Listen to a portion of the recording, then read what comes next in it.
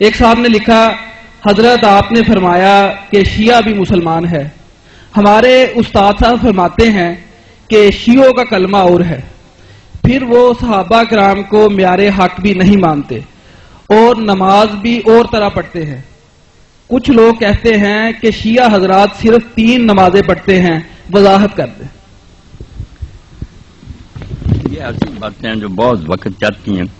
میں نے جو اصولی باتیں کہی تھی ان پر سارے دوستوں کو توجہ مرکوز کرنی، ذہن میں اس کو بٹھاتے ہیں کہ جب کوئی یہ بات مانتا نا کہ اب حضور کے بعد کوئی مرکز ہدایت نہیں آئے گا، 2 دین ہم لیں گے نہ حضور سے لیں گے، وہ مسلم ہے، اس کو کافر نہیں کہہ سکتے.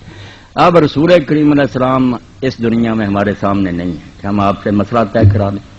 کتابیں جو ہم تک پہنچی ہیں اس میں لوگوں نے بہت مختلف قسم کی رپورٹیں لکھی ہیں. کتابیں سب گروہوں کے پاس ایسی ہیں، بڑی بڑی ہیں، عالموں نے لکھی ہیں، پرہیزگاروں نے لکھی ہیں. ایک طرف ایسی ہسٹری ہے جس میں لوگوں کے ظلم ہی لکھے ہیں جن کو ہم صحابہ کرام کہتے ہیں. میں اور آپ تو چونکہ سنیوں میں پیدا ہوئے، ہمارے دلوں میں چند حقیقت ہے، ہم سمجھتے ہیں کہ ان کو برا کیوں کہ، مگر آپ ذرا اگر صبر کر کے حوصلہ سے کام لے کر کتابیں دیکھیں ان کی بھی، اور اپنی کتابوں میں جو نشاندہی کرتے ہیں ان کو ذرا دیکھیں اور تھوڑا سا یہ سوچیں کہ بھئی ان کی بات بھی تو کوئی سوچنی چاہیے. پھر میں اس وقت بیان نہیں کروں گا کیونکہ پھر بات پھیل جائے گی، کوئی بدمزگی ہو جائے گی. آپ خود کہیں گے کہ یار وہ بھی معذور ہے. اگر ایسے سلوک انہوں نے کیے حضور کی اولاد سے تو کیوں ان کو پھر نیک کہا؟ اب وہ بیان کرنے کی باتیں نہیں کہ ان کو کھولا جائے، پھر تو شیعہ سنی بحث چھڑ جائے گی. صرف بات یہ کہ جو کسی غریب کو پہنچا نا، وہ نہیں کہتا کہ میں حضور کو نہیں مانتے گا، حضور سے پہنچا یہ لگے. ہمیں یہ پہنچا حضور یہاں ہاتھ باندھتے تھے، ہم اہل حدیث یہ باندھنے لگے. حنفی حضرات کو پہنچا کہ ناف کے نیچے، کتابوں میں سب باتیں ہیں، کوئی نہیں کہہ سکتا کہ یہ ناف تلے نہیں لکھا یا سینے پر ہی لکھا. اب جس کو جس پر تسلی ہو جاتی ہے کہ میرے خیال میں یہ بات زیادہ درست ہے اس پر عمل کرتا وہ یہی سمجھ کر ہے کہ ہدایت حضور سے لیں گے. اب شیعہ حضرات نے دیکھا ان کی بات چھوڑیں، نماز کی بات. اب میں اپنی کتابوں کی بات کرتا ہوں. اگر کسی نے پڑھا ہے تو مصنف ابن ابی شیبہ دیکھے، یہ سب لوگ امام بخاری اور مسلم کے استاد تھے، ان سے پہلے انہوں نے کتابیں لکھی.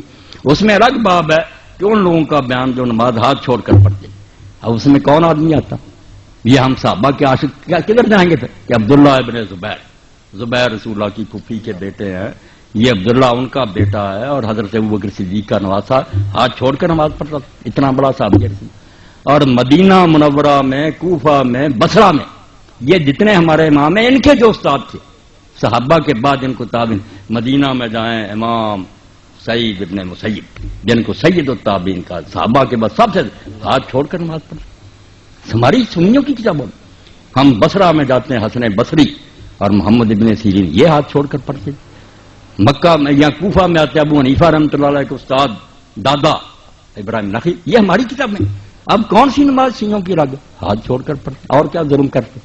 کوئی بات نہیں. ہماری کتاب میں گواہی دیتی یہ نماز پڑھنے والے بھی صحابی تھے، بڑے بڑے تابعین. اور کوئی بات بتائیں؟ یہ کلمے کی کیا بات ہے؟ کلمے کی کوئی بات نہیں. یہ بھی انہوں پڑھ مولویوں نے بات بنا رکھی ہے. جو کلمہ ہم پڑھتے ہیں ناراض نہ ہونا، آپ بات چل پڑیے. یہ کہاں قرآن میں؟ لا الہ الا اللہ محمد رسول اللہ کو دکھایا مجھے قرآن میں، حدیث رسول میں دکھائے، کہیں یہ کلمہ طیبہ. یہ 2 الگ الگ کلمے ہیں. بالکل ٹھیک ہے، لا الہ کہیں لکھا ہے، محمد ہم نے جوڑ لیے. حضور نے تو جو کلمہ بنایا وہ شیعوں اور سنیوں کا ایک ہے، کلمہ شہادت. حضور وہ پڑھاتے تھے، اشہد ان لا الہ الا اللہ وحدہ لا شریک لہ واشہد ان محمد عبدہ ورسولہ، وہ ہے کلمہ. یہ ہم نے 2 جمع کیے، انہوں نے ایک تیسرا بھی اکٹھا کر لیا. اگر کوئی چوتھا بھی کر لے کہ ساتھ ہی کہ ابوبکر صدیق عمر فاروق، کچھ بھی نہیں بگڑتا. نیک باتیں اکٹھی کرتے ہیں. یہ کوئی اسلام کے کلمے نہیں، نہ کوئی دین ایسے بگڑتا ہے. اچھی باتیں جو اکٹھی کرتے جائیں. عثمان ذو النورین کر لیں آپ بھی کلمہ، یہ کریں. یہ کلمہ کوئی نہیں ہے، یہ کلمہ طیبہ. آپ بھی حیران ہوں گے کسی آیت میں نہیں اس طرح بنا بنایا آیا، کسی حدیث میں نہیں. 2 الگ الگ چیزوں کو لے کر ہم نے اکٹھا کر دیا. انہوں نے بھی اگر کہہ دیا علی ولی اللہ تو ہم بھی مانتے ہیں کہ علی جو تھے اللہ کے ولی تھے، کوئی شک والی بات. اس طرح کی باتوں سے دین نہیں کوئی بگڑتا. یہ آپ کہہ لیں کہ پیار سے انہوں نے کر لی. ہمارے ہاں یہ بریلوی دوست ہیں، یہ اذان سے پہلے یہ صلات کہتے ہیں، بعد میں کہتے ہیں. ہم کہتے ہیں حضور نے نہیں کہی ہے، صحابہ نے اس لیے نہیں کہنی چاہیے. مگر یار اس میں کون سی کفر کی بات تو کوئی نہیں نا. درود شریف انہوں نے پڑھ دیا، کوئی اسلام سے نکل گیا. عقل سے کام لیا کریں. جتنی بات غلط نظر آتی ہے یہ حضور کا طریقہ کہہ لیں، مگر کافر نہیں، کوئی غلط بات نہیں. درود شریف ہر وقت پڑھا جاتا ہے. کوئی صبر سے بھی کام لینا، کچھ نہیں بات. اور کون سی بات شیعوں نے کہہ دی؟ 3 نمازیں کوئی نہیں پڑھتا. کوئی مسلمان نہیں کہتا کہ 3 نمازیں. سب جانتے ہیں کہ 5 نمازیں ان کے 5 کے نام ہیں، 5 کی رکھتے سارے مسلمانوں کی ایک ہیں کہ 2 فجر کی ہیں، 4 ظہر کی ہیں، 4 عصر کی ہیں، 3 مغرب کی ہیں، 4 عشاء کی، شیعہ کی بھی اتنی ہیں، سنیوں کی بھی اتنی۔ اب مسئلہ کیا؟ جمع بین الصلاتین کہ 2 نمازیں اکٹھی پڑھی جا سکتی ہیں۔ یہ جب ہم پرانی حدیثوں کو دیکھتے ہیں، ٹھیک ہے جب زد آ جاتی لوگ زد میں دورتے، شیعوں کی کتابیں میں نے پڑھی، ان کے علماء بھی میں جانتا ہوں، وہ سارے مانتے ہیں مگر روک نہیں سکتے، جانتے وہ بھی ہیں کہ الگ الگ 5 وقتوں میں پڑھنا، ہماری طرح وقت لکھے ہوئے کہ زور یہاں تک ہے، اثر بالکل ہمارے والے طریقے۔ صرف فرق یہ ہے کہ حضور نبی کریم صلی اللہ علیہ وسلم نے، یہ اب ہماری ضد ہے کہ ہم نے اکٹھی کرنی چھوڑ دی۔ رسول کریم علیہ السلام سے صحیح حدیث ہے، چاہے امام ترمذی کہتے ہیں اس پر کسی نے عمل نہیں کیا، یہ تو آپ کی اپنی مرضی، حدیث میں کوئی خرابی ہے کہ آپ نے مدینے میں ہوتے ہوئے نہ سفر تھا، نہ بارش تھی، نہ خطرہ تھا، نہ بیمار تھے، ظہر عصر کی 2 نمازیں اکٹھی پڑھائی، 4 فرض اس کے 4 8 مغرب اور عشاء کی، بالکل صحیح حدیث، کوئی شک نہیں۔ اب بلا وجہ اکٹھی کی۔ ابن عباس سے لوگوں نے پوچھا، ابو ہریرہ سے پوچھا کہ حضور نے ایسا کیوں کیا جب کوئی مجبوری نہیں فرمایا؟ اسی لیے کہ امت سے تنگی دور ہو جائے، امت کو پتہ چل جائے کہ اکٹھی کی پڑھ لیں کوئی بات نہیں۔ تو سنت ہے یہ شیعہ تو کرتے مگر ان کی جاتی کہ انہوں نے عادت بنا لی، یہاں سے خود یہ شیعہ مسلک کے بھی خلاف ہے، ان کی کتابیں بھی یہ نہیں کہتی کہ روز اس طرح پڑھو، 5 اذانیں ہونی چاہیے، 5 وقت ہے، مگر صرف اکٹھی کی جا سکتی ہیں۔